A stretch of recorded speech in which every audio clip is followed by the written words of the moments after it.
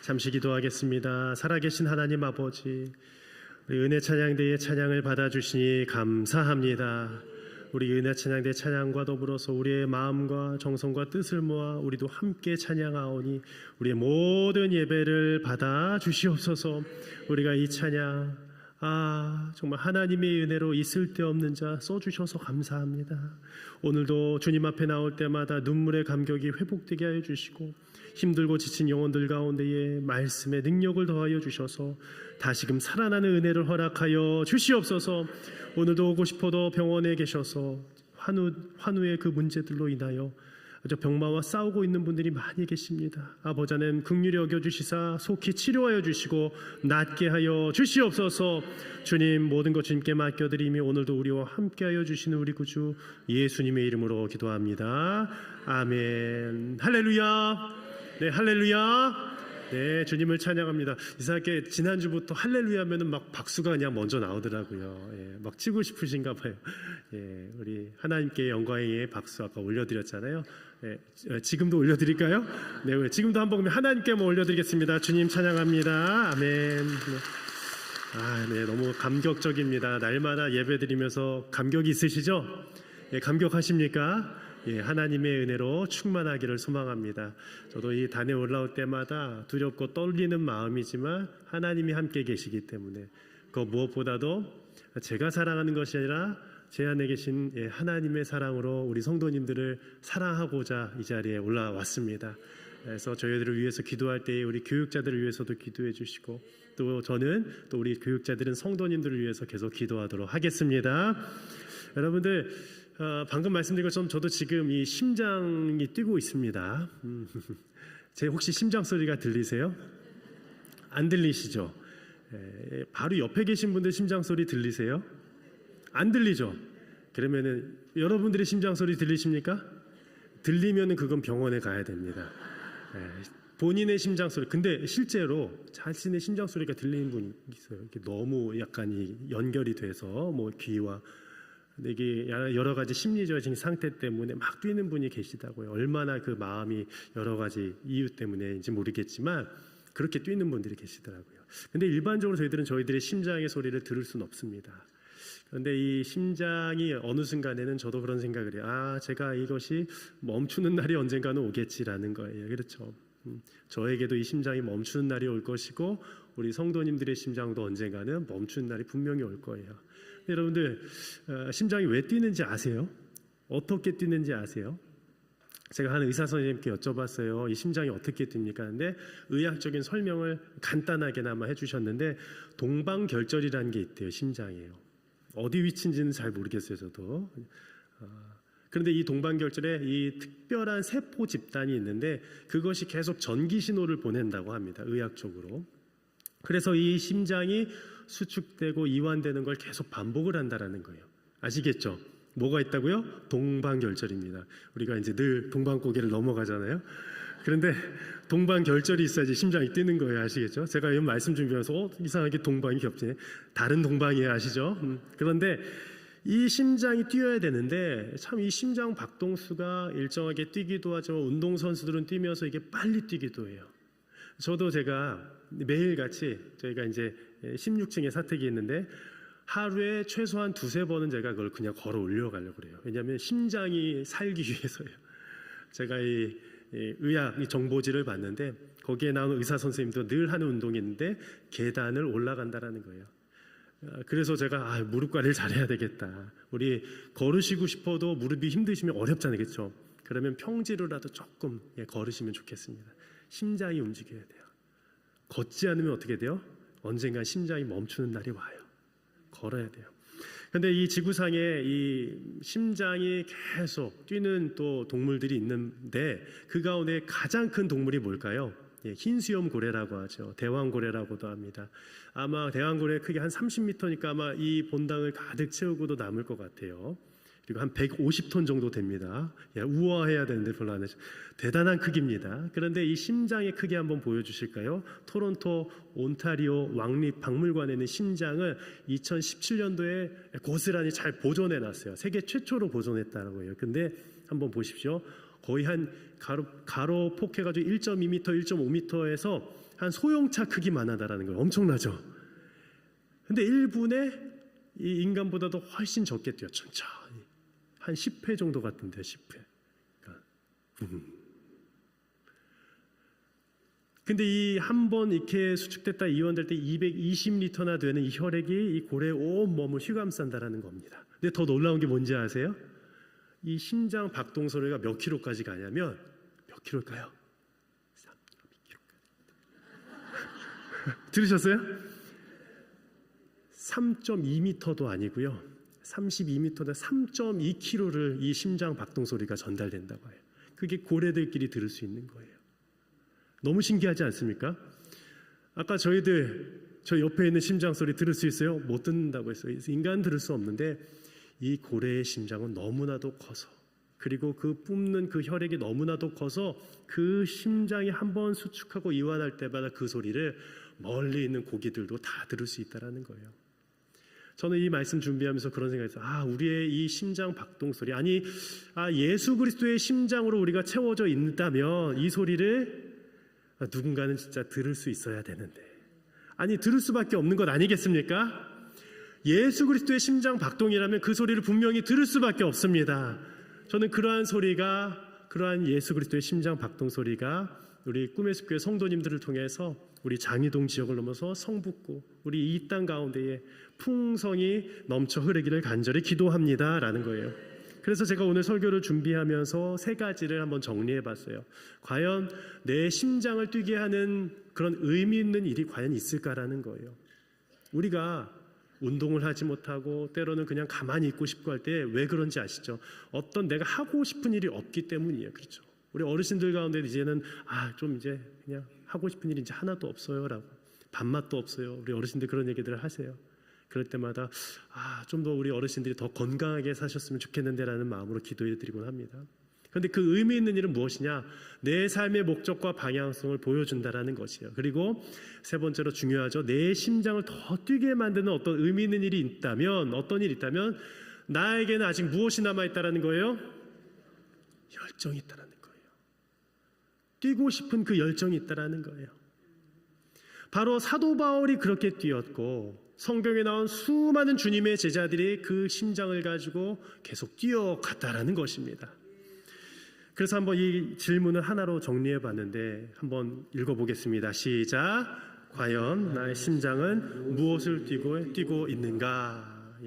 저는 이 질문이 우리가 설교 처음부터 말미까지 계속 붙잡고 갔으면 좋겠습니다. 과연 나의 심장은 무엇을 뛰고 있는가? 무엇을 위해 뛰고 있는가? 오늘 말씀을 살펴보겠습니다. 오늘 말씀에 보면 이 심장을 온전히 주님께 드려 복음 전파의 사명을 위하여 뛰었던 자가 나옵니다. 바로 사도 바울이었습니다. 그는 언제 가장 심장이 뛰었을까요? 바로 주님의 복음을 전할 때 가장 심장이 뛰었다라는 거예요. 복음을 선포할 때, 특별히 수많은 교회들을 개척을 하고 설립을 하고 또 복음을 전하고 지도자들을 세우고 리더십들을 세웠는데 그때마다 심장이 막 뛰었던 거예요. 그 말씀이 오늘 8절 말씀 가운데 기록되어 있었습니다. 함께 다시 한번 읽겠습니다. 시작. 내가 예수 그리스도의 심장으로 너희 우리를 얼마나 사모하는지 하나님이 내 증인이십니다. 내가 나의 심장으로라고 되어 있지 않습니다. 이제 예수님을 믿고 나서, 예수님을 만나고 나서 사도 바울은 나의 심장으로 살아가는 자가 아니었어요. 예수 그리스도의 심장으로 살아가는 자가 바로 사도 바울이었습니다. 우리들도 마찬가지예요. 우리는 예수 그리스도의 심장으로 오늘을 살아가고 있는 거예요. 어떤 분께서 이제 심장을 또 이식받는 수술들을 또 받습니다. 우리 교회 가운데 지난주에 또 계셨어요, 한 분이. 우리 간절히 기도했어요. 하나님, 심장 이식은 아니었지만 이 모든 이 수술 가운데 주님 회복시켜 주시고 원상되도록 주님 인도하여 주시옵소서. 그러면서 한 가지 더 기도했어요. 하나님, 예수 그리스도의 심장으로 담겨지게 하여 주시옵소서. 우리의 심장은 그렇게 뛰고 있는 거예요. 그런데 오늘 이 심장은 무슨 뜻이냐? 한번 말씀 가운데 이렇게 있어요. 스플랑크논이라고 하는데 붉은 글씨로 되어 있죠. 이 심장은 심장과 창자와 간과 폐 모든 것을 다 총칭하는데 당시의 사람들은 이곳에 이 사랑과 자비와 애정의 마음이 가득 담겨져 있다고 생각을 했어요. 그러니까 여기서 이 표현은 뭐냐? 이 내 심장을 가지고 여러분들 사모한다는 뜻은 내 전심을 가지고 내 모든 것을 가지고 교회와 성도들을 사랑한다라는 고백이었어요. 19세기의 영국의 더럼의 주교 이 라이프 풋 목회자는 이런 고백을 했습니다. 바울의 맥박은 그리스도의 맥박과 함께 뛰고 그의 심장은 그리스도의 심장과 함께 고동친다라고 되어 있어요. 여러분들 맥박도 있어요. 이 맥을 짚습니다. 이 맥이 뛰는 거예요. 근데 이 바울의 맥박은 누구와 함께 뛰었다고요? 예수님과 함께 뛴 거예요. 이 심장도에 우리가 손을 얹고 나중에 기도하기도 하겠지만 누구를 위해서요? 예수님을 위해서 뛴 거예요. 제 표현이 뭐 조금 이제 좀 과장된 표현일 수 있겠지만 이랬을 것 같아요. 예수, 예수, 예수. 이 심장도 예수, 예수. 진짜 그랬을 것 같아요. 말이 그렇다는 겁니다. 진짜 그렇지는 않아요. 오해하지 마십시오. 이승찬 목사 이상한 또 의학서를 전파하고 있다. 그건 아닙니다. 그랬을 것 같더라고요. 예수로 온전히 다 뒤접혀졌기 때문에 온전히 그의 삶 가운데 그 모든 박동소리와 맥박소리가 예수만을 외치고 있었다는 거예요. 저도 이 말씀을 준비하면서 제가 간절해졌어요. 주님, 우리 성도님들의 심장이 그렇게 뛰기를 원하는데 제 심장이 먼저 그렇게 뛰기를 원합니다. 제가 말씀 준비하면서 이 말씀을 수백 번 수천 번 보았지만 오늘 저의 심장이 예수님을 뛰게 하여 주시옵소서. 예수님을 위해 뛰게 하여 주시옵소서. 나아가 내 목숨이 끝나는 그날까지, 내 이 심장이 멈추는 그날까지 예수 그리스도의 심장이 되게 하여 주셔서 우리 꿈의 숲교회 성도님들 한 분 한 분을 사랑하게 하여 주시옵소서. 제가 그러한 마음으로 오늘 강단에 올랐습니다. 그러니까 이 마음이 좀 전달됐으면 좋겠어요. 그런데 우리 성도님들도 그 예수 그리스도의 심장에 동참하고 싶으세요? 동참하길 원하십니까? 그렇다면 이 자리에 계신 모든 분들의 마음 가운데 또 함께 또 멀리서 영상으로 드리는 분들 가운데에 예수 그리스도의 심장이 이식되기를 원합니다. 오늘 말씀을 통해서 어떻게 그 심장으로 복음 사역을 감당했는지 한 세 가지만 살펴보기를 원합니다. 첫 번째입니다. 바울은 빌립보 성도들이 복음 사역에 참여한 것으로 인해 감사하고 기뻐했다라는 것이에요. 우리가 살면서 누군가를 바라볼 때에 참 기쁠 때가 있습니다. 그것이 무엇이냐? 내가 원하던 어떤 일들을 잘 수행하고 그것을 잘 이루었을 때 참으로 기뻐요. 우리의 자녀들도 마찬가지죠. 우리의 자녀가 좀 공부를 열심히 했으면 좋겠는데 라는 마음이 있어요. 그러면 공부를 열심히 했을 때 참 마음이 기뻐요. 근데 공부를 못하는 친구가 있을 수도 있습니다. 그럼 어떻게 돼요? 어떤 다른 일이라도 잘 우리가 기술이라도 배워서 잘 일했으면 좋겠는데 곧잘 잘해요. 그래서 그 일들을 또 열심히 해낼 때 그래도 마음에 또 감사와 기쁨이 생깁니다. 근데 오늘 이 말씀 가운데서 이 감사와 기쁨이 언제 생겼느냐면 바로 너희가 첫날부터 이제까지 복음을 위한 일에 참여하고 있다라는 이 고백 가운데에 담겨져 있다라는 거예요. 복음 사역에 이 복음 사역을 너희가 잘하였기 때문에 내가 주님께 감사하고 기뻐한다라고 고백하고 있습니다. 그 일들이 무엇이었을까요? 구체적으로 한 예만 들겠습니다. 이 사도 바울이 이 빌립보서를 적을 때에 감옥에 갇혀 있었어요. 그런데 이 감옥에 갇혀 있었을 때에 수많은 성도들이 찾아왔는데 그 가운데 한 사람이 빌립보 교회 성도의 에바브로디도라는 한 제자가 있었습니다. 그가 이 사도 바울을 만나기 위해서 먼 길을 떠나세요. 그리고 이 감옥에 있는 이 사도 바울을 만나고 많은 도움을 주었는데 함께 기도도 하고 또 여러 가지 후원도 했는데 이게 웬일이에요? 몸에 질병이 생긴 거예요. 이 에바브로디도가. 그래서 마음이 아파서 함께 기도했습니다. 빌립보 성도들도 깜짝 놀랐습니다. 그것이 빌립보서 2장 말씀 가운데 나오거든요. 그런데 어떻게 됐어요? 기도하는 가운데 그 병이 낫다라는 거예요. 우리 목회자가 기쁠 때가 언제인지 아세요? 성도가 많이 아파요.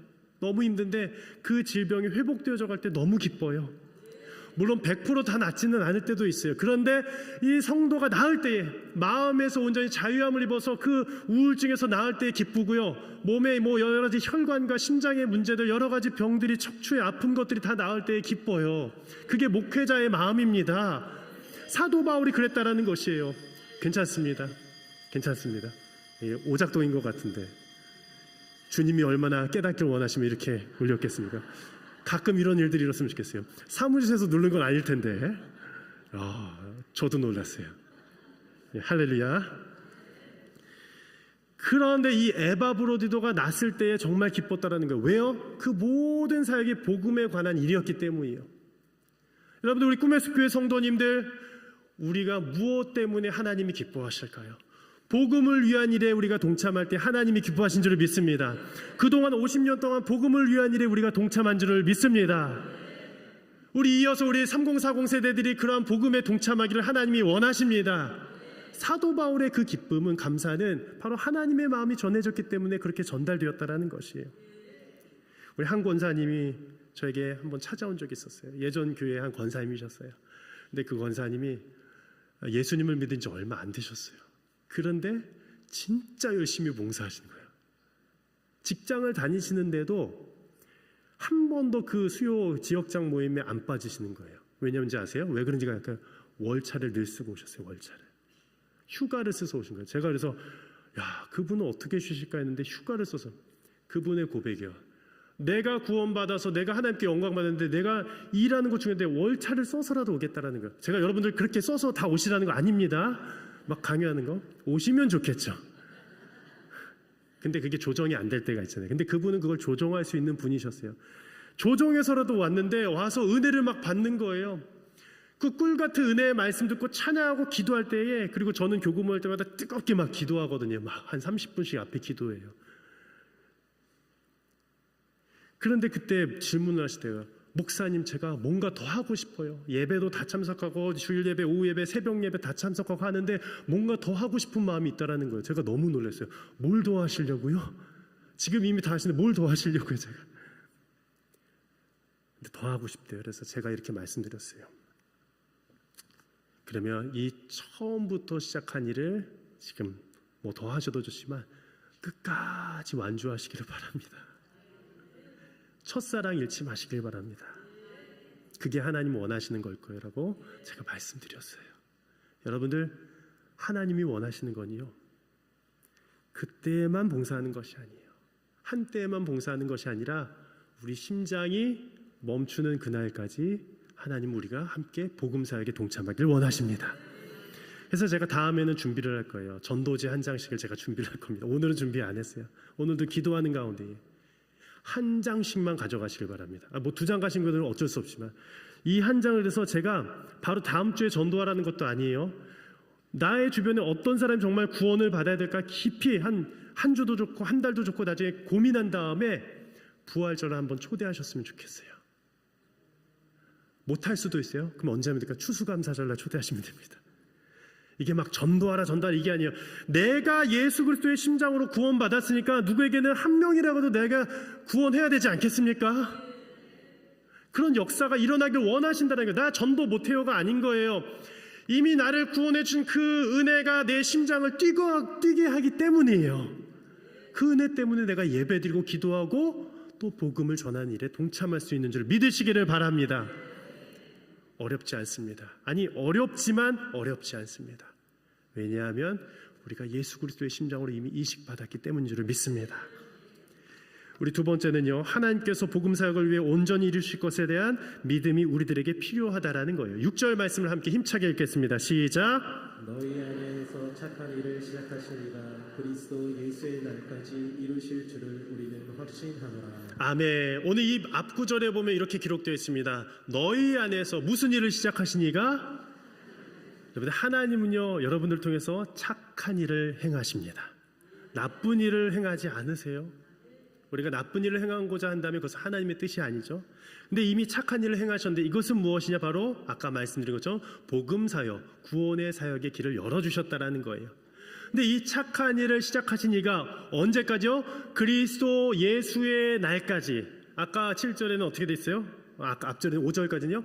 첫날부터 이제까지 너희가 복음에 참여함을 우리가 들었다라는 거예요. 근데 오늘 이 6절 말씀에 너희 안에서 착한 일을 시작한 이가 그리스도 예수의 날까지. 과거부터 현재까지면 이제는 현재부터 언제까지요? 예수님이 장차 오실 다음 그 재림의 날까지 누가요? 하나님이 이루실 줄을 믿노라. 아멘. 하나님이 이루신다라는 거예요. 여러분도 오해하지 마십시오. 이승찬 목사가 어떤 설교를 잘해서, 전 설교 잘 못한다고 저는 아직도 생각하고 있는데 이상해요. 많은 분들이 은혜 받는 피드백을 그렇게 많이 주시는 거예요. 전 놀랄 노자입니다. 하나님이 역사인 줄을 믿습니다. 하나님의 역사입니다. 여러분들 눈꺼풀 가운데 은혜로 지금 아직도 덮여져 있어요. 제가 알아요. 막 다 사랑 이러시더라고요. 주님 사랑. 그게 3년, 5년, 10년 지속되면 얼마나 좋겠습니까? 저는 뭐 기도한지요? 은혜의 눈꺼풀이 벗겨지지 않도록 도와주십시오. 전 계속 기도해요. 이거 벗겨지면 큰일 나는데 제 민낯이 다 드러나는데 좀 우스갯소리. 원고에 없었던 얘기예요. 그런데 제가 이루는 것이 아니라 누가 이룬다고요? 하나님이 이루어 주실 것을 저는 믿기 때문에 저는 믿어요. 이승찬 목사가 뭘 잘해서도 아니에요. 우리 성도님들이 뭐 잘해서도 아니에요. 하나님이 이루어 주십니다. 그런데 한 가지 뭐냐? 이 복음 사역에 내가 동참하기로 결정했느냐예요. 결정하지 않으면 근데 하나님이 그 착한 일 이루지 않으신다라는 거예요. 빌립보 성도들처럼 동참해야 되는 거예요. 동참하시기를 바랍니다. 무엇이 문제입니까? 우리가 동참하지 못해서가 문제예요. 아니 동참했다가도 그것이 중도에 포기되어져서가 문제예요. 사도 바울도 그가 많이 포기하고 싶었을 때가 있었을 거예요. 인간이기 때문에. 성경에는 내가 포기하고 싶었다라고는 기록되어 있지 않지만 고린도후서 1장 8절에서 9절 말씀까지 보면 추측을 할 수가 있습니다. 제가 읽어드리겠습니다. 형제들아, 우리가 아시아에서 당한 환난을 너희가 모르기를 원하지 아니하노니 힘에 겹도록 심한 고난을 당하여 살 소망까지 끊어지고 우리는 우리 자신이 사형 선고 받은 줄 알았으니 이는 우리로 자기를 의지하지 말고 오직 죽은 자를 다시 살리시는 하나님만 의지하게 하심이라. 아멘. 아멘. 말씀 한번 다시 한번 보여주세요. 자신이 힘에 겹도록 힘들 때가 있어요. 심한 고난을 받아서 힘에 겹도록. 우리 가족이 아프면 얼마나 힘드니까 도중에 이 기도 포기하고 싶잖아요. 그렇죠? 근데 포기할 수가 없는 거예요. 살려야 되기 때문에. 이 사도 바울도 그 생명들 살려야 되기 때문에 포기할 수가 없었던 거예요. 살 소망까지 끊어져 버렸다고 합니다. 실제로 정말 이 40에 하나가만 몇 가지 받으면서 죽을 고비 넘겼어요. 여러분들, 제가 태장을 맞아본 적이 있었습니다. 여러분들, 제가 이 태장 맞아본 지요 어디서 맞은지 아세요? 민속촌 가서 맞아봤어요. 제가 어디 터키나 이런 데 선교지 가서 복음 전하다가 맞은 게 아니라 부끄럽지만 태장을 누구한테 맞은지 아십니까? 우리 둘째한테 맞았습니다. 열심히. 이게 뭐냐면 민속촌에서 하나 이렇게 이런 행사가 있는데 아빠들 이게 시범 보이는데 아빠가 눈 누고 아이들이 한번 태장하는 경험을 하는 거예요. 야, 근데 이 아이가 진짜 때리려고 하지 않는데 이게 너무 무거우니까 그냥 뚝 떨어지는데 제가 아야야야 했습니다. 아야야야. 이게 무거우니까 되게 아프거든요. 살살 떨어뜨리는데도 너무 아프더라고요. 근데 사도 바울은 40이 하나가만 매를 있는 힘껏 맞았어요. 한 번도 아니고 39번이나, 그것을 몇 번이나 맞았는지 모르겠습니다. 배도 파손당할 뻔했습니다. 심한 죽음의 고통, 죽을 뻔했어요. 죽음의 얘기를 몇 번이나 겪었어요. 그런데도 뭐예요? 그런데도 오늘 말씀 한번 다시 보여주실까요? 우리 함께 읽습니다. 이는 시작. 이는 우리로 자기를 의지하지 말고 오직 죽은 자를 다시 살리시는 하나님만 의지하게 하심이라. 아멘. 한번 다시 한번 여러분들이 읽어주십시오. 시작. 이는 우리로 자기를 의지하지 말고 오직 죽은 자를 다시 살리시는 하나님만 의지하게 하시고. 할렐루야. 할렐루야. 어떻게 사도 바울이 그 사역을 마지막까지 감당할 수 있었겠습니까? 오직 하나님만 의지했기 때문에 감당한 줄 믿습니다. 그래서 이 말씀은 같이 이어지는 거예요. 이 착한 일을 시작하시니까 그리스도의 날까지 이룰 줄 믿노라. 내가 거기서 복음사에서 싹 빠지겠다는 얘기 아닙니다. 내가 죽을 고비가 있어도 끝까지 감당하겠습니다 라는 거예요. 그것이 있었기 때문에 하나님께서 그 모든 복음사역을 완수하신 줄을 믿으시기를 바랍니다. 그게 복음입니다. 그래서 한번 이 고백을 우리가 한번 겸손히 고백해봤으면 좋겠어요. 설교를 제가 어제 밤까지 준비하면서 기록했어요. 함께 고백할까요? 시작. 하나님께서 시작하신 일은 하나님께서 그 일을 반드시 이루십니다. 아멘. 저는 우리 꿈의 숲교회 가운데 예배의 회복이 일어날 줄 반드시 믿습니다. 하나님께서 이루시기 때문이에요. 또한 하나님께서 그 일을 완성하실 것입니다. 또한 우리의 가정의 모든 복음 전파도 하나님께서 이루실 것입니다. 너무 걱정하지 마십시오. 하나님만 의지하시길 바랍니다.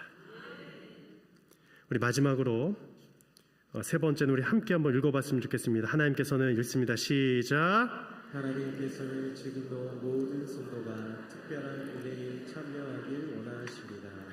하나님께서는 이 사도 바울의 표현이겠지만 특별한 은혜에 참여하기를 원하셨어요. 이 은혜는 특별한 은혜예요. 원래 은혜하면 그것은 구원의 은혜입니다. 구원을 담고 있습니다. 그런데 여기서는 그 구원의 은혜를 넘어서 무엇이에요? 이 복음 전파 사역에 깊이 더 연계되는 것이 오늘 여기서는 그 은혜라 말씀하였어요. 7절입니다. 제가 읽어드리겠습니다. 내가 너희 무리를 위하여 이와 같이 생각하는 것이 마땅하니 이는 너희가 내 마음에 있음이며 나의 매임과 복음을 변명함과 확정함에 너희가 다 나와 함께 어디에 참여한 자가 됨이니라? 은혜에 참여한 자가 되었다는 말씀 계속 보여주십시오. 너희가 1명 빠지고 10명 빠지고 다 내 마음에 있다라고 안 했어요. 우리 그 다음 구절이에요. 너희가 뭐요? 다 뭐라고요? 다 나와 함께요. 저는 기도에 여기서도 한 사람도 그 은혜에서 벗어나지 않았으면 좋겠어요. 지금 물론 여기서도 아무리 이렇게 막 애를 쓰고 해도 은혜 못 받는 사람 있을 수 있어요. 왜 그런지 아세요? 너무 힘들면 못 받아요. 그리고 어젯밤에 새벽 3시까지 내가 깨어있으면 오늘 와서 졸 수밖에 없습니다. 여러분들 맞죠? 아닌가요? 일찍 자야지 은혜를 더 받을 수 있습니다. 10시 최소 10시에는 자야 돼요. 물론 더 이렇게 가족들과 보낼 수도 있습니다만 우리의 몸이 그것을 다 알려줘요. 근데 너희가 다 나와 함께 한 사람도 빠지지 않고요. 은혜에 참여하길 원하는 거예요. 이 바울의 심정이 하나님의 심정 아니겠습니까? 마지막으로 이 한 가지 말씀만 드리고 제가 말씀 마치겠어요. 저도 예전에 교구 목사, 부목사일 때도 이 말씀을 교구 모임 때마다도 얘기를 하고 제가 이 말씀을 한 목사님의 이 교수님의 강의로부터 들었을 때 너무 놀라서 평생에 잊지 않는 이 모토의 말씀이 되었습니다. 사도신경에 관한 말씀이에요. 많은 분들이 사도신경이 성경에 없는데 그것을 왜 합니까 하고 고백하지 않는 교회들이 많이 있어요. 물론 이제 예배적인 폼과 상황에 따라서 뺄 수도 있습니다. 그런데 저는 이것이 너무 중요한 것은 믿음의 전승이기 때문이에요. 사도신경을 이 라틴어로 크레도라고 합니다. 크레도. 예전에 크레도스라는 차도 아시죠? 크레도. 그런데 이것은 무엇을 뜻하냐? 크레데레에서 왔습니다. 바로 믿는다라는 표현에서 왔어요. 크레데레. 근데 이 크레데레는 무엇인가? 이 꼬르와 다레의 합성어예요. 꼬르는 무엇인지 아세요? 다음 장. 심장을 의미해요. 심장을 이 다레, 주다라는 거예요. 여러분들 아까도 우리 사도신경 고백했죠? 나는 전능하신 아버지 하나님 천지의 창조주를 믿습니다. 저는 이때부터 거의 저는 심장에다 손을 얹고 고백을 해요. 그냥 주문 외우듯이 고백하는 거 아니거든요. 그냥 와서 그냥 고백하는 게 아니라 진짜 믿음이 있는 사람만 고백하는 것이 사도신경이에요. 나는 전능하신 아버지 하나님 천지 창조주를 믿습니다 할 때 뭘 들으면서 고백하는 거예요? 나의 심장을 바치면서 고백하는 게 사도신경이에요. 여러분들 그냥 예배에 참석할 때에 심장 바치면서 드리는 게 예배입니다. 그래서 그 염소의 염통을 잘라서 모든 것을 바쳐 제사 때 반을 갈라서 번제를 드린 이 심장까지 모든 것을 다 불태워버리는 게 번제예요. 다 태워버리는 게 번제예요. 이 번제의 의미가 오늘날의 이 예배입니다. 예수께서 온전한 화목제물이 되어주셔서 우리 가운데 그 길을 열어주셨어요. 그렇다면 우리의 모든 것이 우리의 이 심장을 바치면서 내가 예배드리겠다, 찬송 부르겠다, 기도하겠다라는 것이에요. 우리 바라기는 우리 모든 우리 성도님들 가운데에 내 심장을 바쳐 주님 앞에 이 사도신경을 고백할 뿐만 아니라 예배 처음부터 마지막까지 그리고 예배 후에 모든 일상 가운데에 우리의 심장을 들여 예수 그리스도의 심장으로 살아가시는 우리 사랑하는 꿈의 숲교회 성도님들이 되시기를 진심으로 축복합니다. 우리 한번 고백해 볼까요? 우리 질문이었습니다. 처음의 질문입니다. 시작. 과연 우리의 심장은 누구를 위해 뛰고 있습니까? 우리 한번 손에 한번 가슴에다 한번 손을 얹어 볼까요? 뛰고 있는 거 느껴지세요? 뛰고 있는 거 느껴지시죠? 그러면 그것을 느끼면서 예수님의 심장이 지금 너에게 이식되어 있구나라고 고백하면서 마지막으로 고백합니다. 잠깐 제가 기도하겠습니다. 함께 기도합니다. 살아계신 하나님 아버지, 지금 나의 심장 가운데에 주님의 피가 흐르고 있는 줄을 믿습니다. 우리가 어떤 상황과 질병과 어둠 가운데 있어도 예수님의 그 심장으로 살아가게 하여 주시옵소서. 주님만을 바라보게 하여 주시옵소서. 주님께만 나아가게 하여 주시옵소서. 모든 것 주님께 맡겨드리며 이 모든 것 우리의 심장이 되어주신 구원자 예수님의 이름으로 기도합니다. 아멘.